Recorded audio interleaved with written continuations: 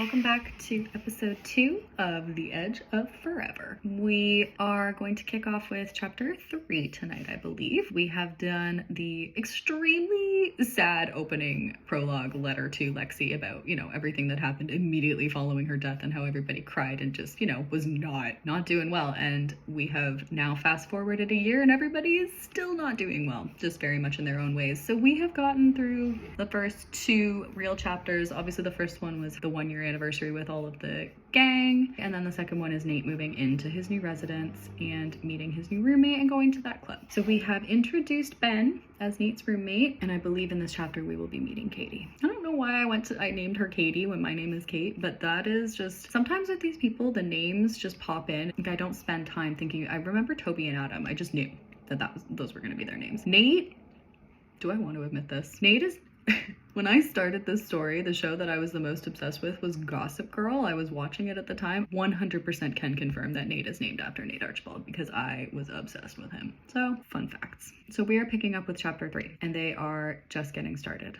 in college. Quick reminder, Nate is in just a general arts program. He does not know what he wants to major in. So here we go. So we start with Nate. His first college class was at 12 o'clock on a Monday.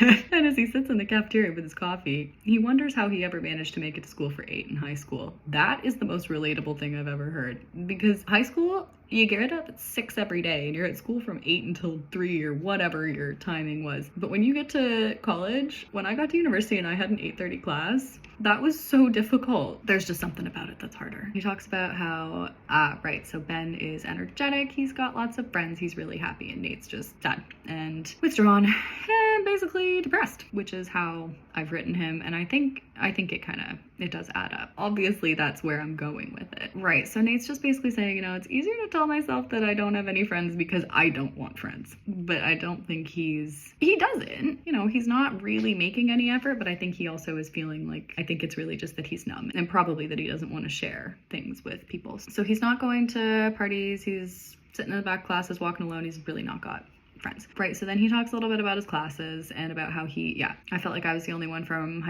our high school who didn't have a future direction. So we do then have a little discussion. Oh, right, he's in general arts and he's postponing his program choice, which same, Nate, same. And so he's taking classes like Introductory Greek Civilization. I took that. I thought it was gonna be so easy. I was like, yeah, I loved Percy Jackson. I love Greek mythology. And then I took Ancient Greek Civilization and university, and it was not what I was expecting. Art history and cinematography, those are just examples of the courses he's taking. So yeah, he's basically just really, this is a decent line, because he basically says, I'm drifting, everybody knew it, too afraid of another loss to commit to anything. That also kind of probably explains why he's not really making any friends. So now we have a little flashback. Actually uses the words, giving me major flashbacks. Not Lily style flashbacks, but so he talks about how after Lexi's death, the gang is drifting apart, but they make it a rule to spend the night together once a month on her anniversary for the first year. And it basically said the first few months they just sat on Sebastian's basement and crying, not drinking anymore, no more spin the bottle for these guys. And Sydney's out of the gang as well. Do we remember that Sydney was I actually introduced Sydney as a member of the gang, but she disappeared. She actually disappeared, didn't she? No. We will talk about it later. Right, so they spend the first few months, they're really sad, but eventually they're starting to talk about the future, and obviously they're applying to colleges, and it says 8-month anniversary, Maya gets, so he's just talking about all of them all getting their college acceptances basically. So Maya gets her acceptance from UPenn, and she gets really sad because she wishes Lexi was there, obviously. And Toby says she'd be proud of you. I think this deserves a celebration, says Adam. You think everything deserves a celebration with you guys. Oh, the next line says when Sebastian got his first letter, he brought a giant case of beer. He said, we celebrate if I got in and we drink away the sorrows if I didn't. I really can't fault him for that. The drinking thing is interesting because in the last one, it really just was a fun, it wasn't a plot. The alcohol stuff in this one actually is much more of an actual plot. But again, we will get to that. Then we have Toby talking about he got his letter, doesn't say anything, he drops it on the floor and goes to kiss Maya, and they can all just see the congratulations at the top. So Nate was the last one to get any news, and he got on the wait list.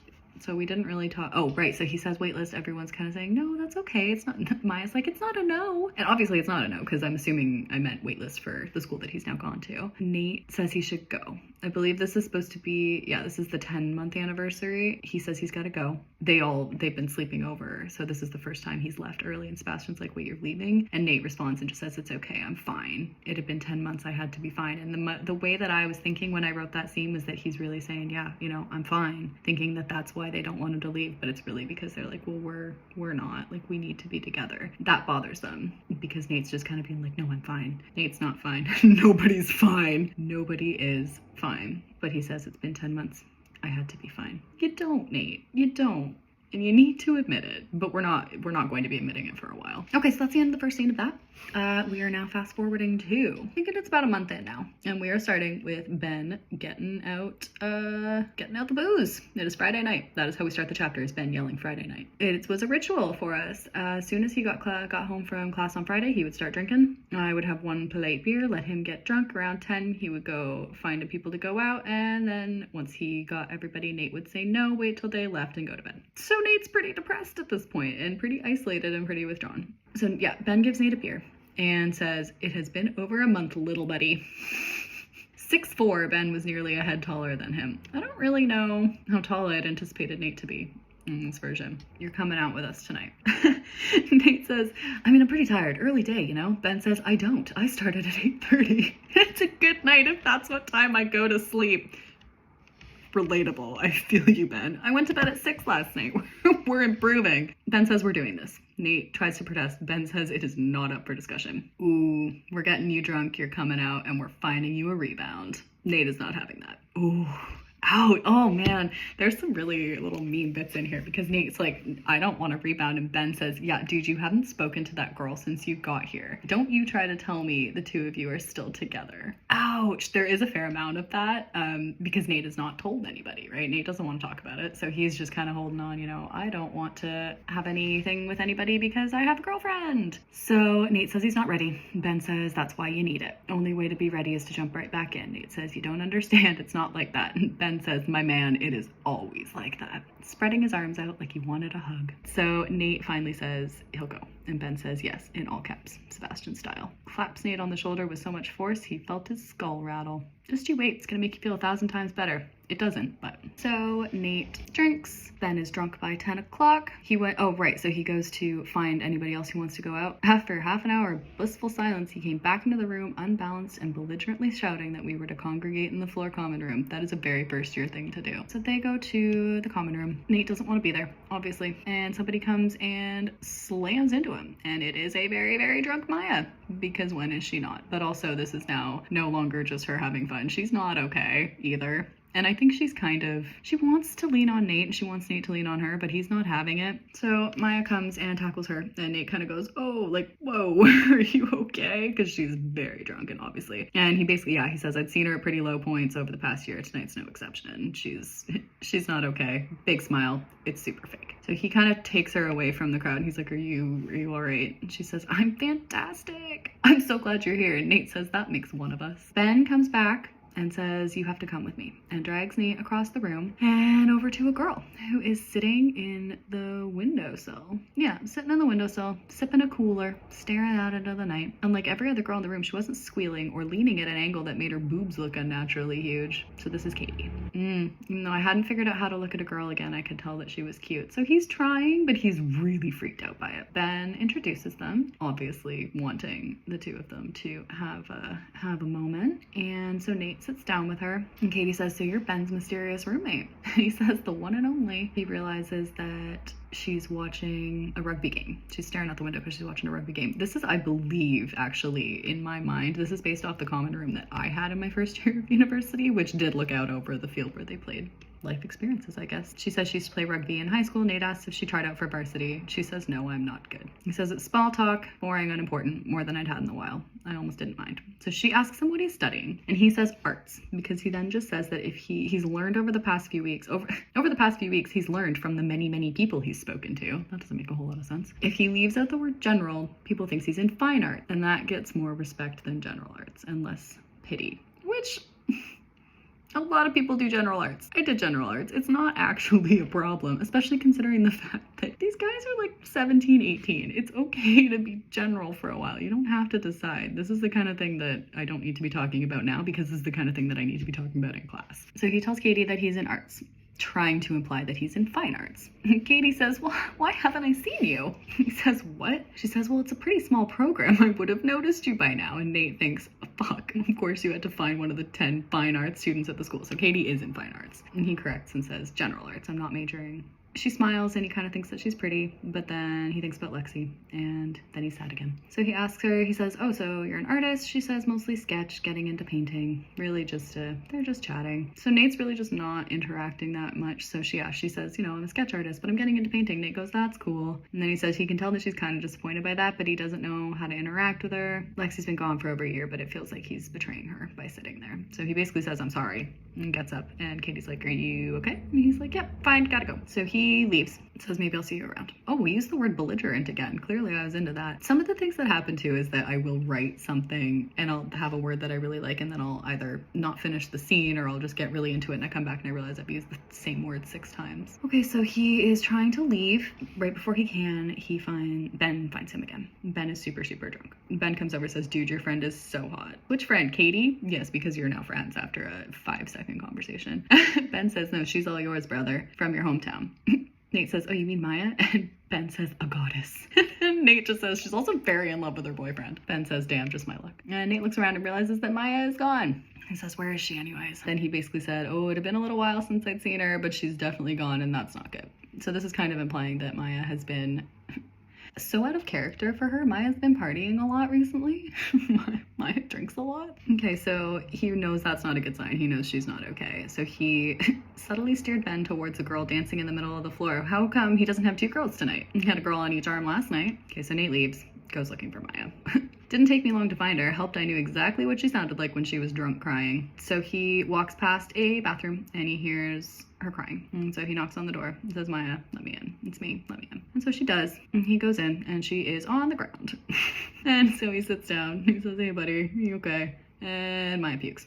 So Nate just kind of tries to take care of her. Yeah, basically they just sit on the floor and she starts crying. He's like, Maya, how much have you had? And Maya just says, I miss her. And then she just cries. Nate tries to comfort her. He says, you know, it's okay. And she says, I don't know how to make it stop. He says, me neither. And then she asks, okay, this is the line that I changed because originally I believe she asked him if he ever had dreams about her. And then he says no, even though there's a line about, you know, we know he's lying. But I changed it because I believe the next scene opens with him having a dream about her, and I just felt like it didn't need to be said twice for some reason. I don't know why. I just felt like we didn't need to talk about dreams here and then immediately go into a dream. So I changed it to Maya asking, do you ever feel like it's your fault? Okay, not really sure about that. Nate says no, nothing any of us could have done. I think maybe what they're thinking is that they could have convinced her to keep going with the treatments. But again, I think that is a little bit of a stretch. So he kind of looks over at Maya. She's such a mess. Nate feels bad. He's like, I never should have let her get this drunk. I should have realized how upset she was earlier. Pretty sure she was already pretty drunk by the time you got there. So they just sit there for a while longer. Maya says, I still talk to her sometimes. I know it sounds crazy. He says, no, it doesn't. And he just comforts her. He says, it's okay. Whatever you do, whatever you think, whatever you don't have the strength to deal with, there's no right way to grieve. He's telling her this, even though he is locking it down. He's refusing to grieve. That is basically the whole point of this story, is that Nate is shutting down because he does not want to go through this grief. So Maya basically just says that she thought coming to school was just going to make her feel better. She'd make new friends. It wouldn't hurt as much. Nate says it really doesn't work like that. It's going to take time. Maya says, what if it never gets better? And he says it will. So they sit there a little while longer. And then finally he says, okay, let's get you home. So he takes her out of the bathroom and they run into a group of girls, one of who is Katie, and finds out that Katie is on Maya's floor. Convenient. He found her. We thought she'd wandered off again. She did. That also was probably based on me. I had a tendency to get drunk and wander. Oh, university. What a time. Nate says, I think she needs to go to bed. Maya's head rolls backwards. Stating the obvious, that's actually what it says. So the girls take her home. Oh, that's the end of the chapter. Nate goes back to his room. That's it. That's chapter 3. So Nate goes to a party. Nate's sad. Nate meets Katie. Nate sits with Maya, who is not okay, not fine. None of them are fine. Okay, and then now we have this dream scene, right? So we're starting chapter 4 with Nate is having a dream. I think part of the big plan for this as well, we didn't really get to this. I do believe this is the final chapter that is actually finished. And from here on out, there's plenty that's written. There's 2 at the end that are finished. The last 2 are finished. There's like 3 different versions of the epilogue. There's so many different versions, but we'll get there. Yeah, Nate's having a dream. And I believe, yeah, like I was saying, I think a big thing that was intending to be part of this book was Nate was having a lot of issues with sleeping. So he's having nightmares and he's not able to sleep. He's having insomnia. And I believe what was going to happen was he was going to go see a doctor or student health or something like that and get a sleeping pill prescription. And that was then going to become a bit of an issue. I didn't ever write that part. He is dreaming that they are in a back courtyard at the high school.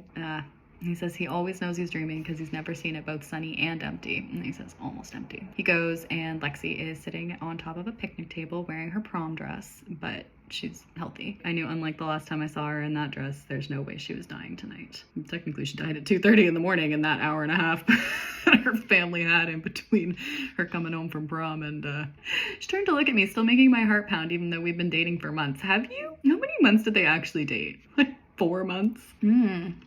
Okay. This is kind of intense, honestly, this scene. He goes and sits beside her and she says, we're gonna be late, come with me. And he basically says he doesn't want to because he doesn't know how he knows, but he knows that behind the school doors, there's no prom, there's a hospital bed, like goodbye. And so he asks he just says, can't we just stay here? And Lexi said, it's not safe out here. So they're hugging basically, how could it be a dream? She feels so real. And Nate says, I'll keep you safe. I'm not gonna let anything happen to you. And Lexi says, but you already did. And so then they kiss and then she pushes him away and she's like disintegrating into like a mummy basically. And she turns into dust.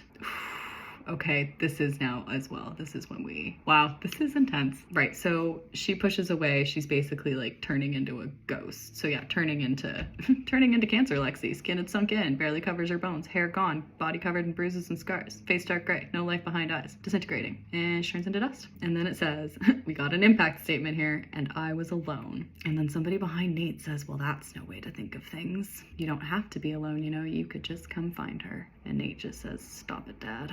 And then Dad comes like right in his ear and goes, join us. And then Nate wakes up. So that is the first kind of indicator that Nate is having those kinds of thoughts. So that is the end of that scene. That is his dream. Next scene. Okay, he can't stop thinking about Katie. He says he actually regrets not asking for her number, but then he thinks that's a blessing because he would be feeling really guilty if he was texting her. Oh, he studies all weekend. Oh, no, he doesn't. He says he's trying, but can't do it. And honestly, I feel you, Nate. So he goes out for a walk and he gets a phone call from his mom. Mom's like, where are you? Suspicious voice. Nate says, or he thinks, the first time all year I stepped outside voluntarily. She probably thought I was at some abandoned warehouse rave. That is very specific. Just walking. And she's like, by yourself? He says, no, I'm with my roommate. Nate says, how's Tracy? Mom says she's okay. Mom says, are you okay? He says he's fine, and then he says he's gotta go. It's too cold to have my phone out. Mom says, oh, Nate thinks he's a terrible son. Okay, so then he has a little reflection on his mom and how he had kind of hoped that, because obviously Mom lost Dad. They used to joke a lot, something changed when Dad died. I didn't understand it until Lexi. And he was kind of hoping that when he went home, he and his mom would be able to bond over this, losing someone they loved. Basically just says that Mom has kind of said, well, Mom never moved on. Mom never got back with somebody else. And she's basically saying, well, it's different when you're older. For you, world's still out there. So they really don't bond over it because Mom's kind of saying, well, I'm older, I don't need somebody. But she's indicating that he needs to move on. So Nate keeps walking and he finds a music store and he sees a guitar in the background, and so he goes inside and stares at it, and the guy asks if he wants to try it, and Nate says no, it looks a lot like a friend's, but he hasn't played in a while. This is the store owner is talking to him, and basically, yeah, Nate says, I haven't played in a while. The guy says, why's that? Nate says, just not in the mood, I guess. And the guy says, well, here, see if this is the right mood, and gives him the guitar. Lexi's guitar. Well, it's not Lexi's guitar, but he plays a couple of chords and it just doesn't feel anything anymore. Again, we're setting up this depression storyline. Anadonia, anybody? Gives the guitar back and has a little reflection on Lexi. Wondered what happened to her guitar when she died. I don't know. She pimped my whole world for a year of my life. No, she hadn't. She spent more time not talking to her than you did actually talking to her. But no, whole life, even when he was with Sydney. That's another part of it too. Like, that was kind of dick move, honestly. He was with Sydney because he felt guilty. He's leading her on. We don't need to go back to that. Oh, I actually kind of liked this line as well. I found it unsettling that he doesn't know what happened to her guitar. She'd been my whole world for a year, like a piece of me had fallen away. Over the span of one night, absolutely everything had changed, and I'd woken up to a brand new life with the taste of the old one still fresh on my tongue. Okay, so the next Friday, Nate asks Ben how he met Katie. He's really into her because she didn't like the party. That's part of why he really likes her, even though she's at every party because Ben knows her, obviously. So Ben just kind of says, oh yeah, she's awesome. Wicked painter too, which is funny because she had just said that she's a sketch artist. Maybe I probably wrote these all out of order. Nate says she seemed nice, and Ben's kind of like, really? That's it? He feels like Nate's reluctance to admit his attraction is a comment on Ben's matchmaking abilities. So Nate then just says, really nice. Says, I could just give you her room number if you want. You can go say hi. I'll start with a text. Showing up at her door seems a little aggressive. Ben says, oh, she'd love it. Let's go get lunch. We'll go by after. So they go and have, ooh, Nate says she's probably in class. He's looking for an excuse. And Ben says she finishes early on Fridays because Ben knows everything about Katie's schedule, apparently. You've got to grow a pair, dude. She's just a girl. So they go to the cafeteria and then they go to Katie's room. She is wearing a pair of leggings and an oversized hoodie, so match made in heaven. Nate's just into the girls that like leggings. At least Nate's not describing his outfits. I really never wrote from male characters' perspectives that much, but I would not have done this. I don't think I would have done the same extent of outfit detailing because I didn't know what guys like to wear. But girls' outfits, I knew. So yeah, messy bun hair, leggings and an oversized hoodie. Glasses are too big, slip down to the tip of her nose. I relate to that. So Katie says, hey Ben, doesn't say hi to Nate. He waves. I wondered if she found Ben as exhausting as I did. Katie asks if they want to come in. And Ben says, Nate does. I'm on my way to class. The bastard. That is another impact statement. Obviously pleased with himself. I cursed every single cell in his body.